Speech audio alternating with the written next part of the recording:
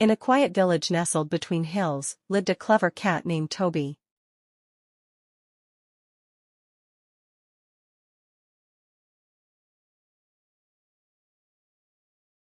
Toby wasn't just any cat, he was the village tailor.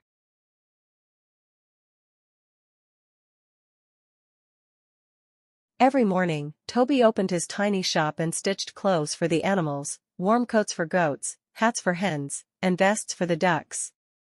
He worked with care and added a special stitch of kindness to every outfit. One day, a big storm rolled in.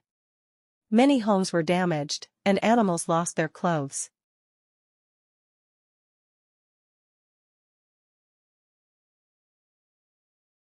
Toby didn't sleep that night.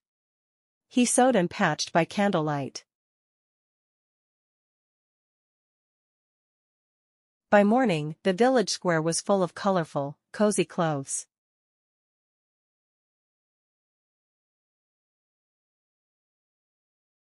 The animals cheered, "Hooray for Toby!" From that day on, Toby wasn't just the village tailor, he was their hero in thread and paw.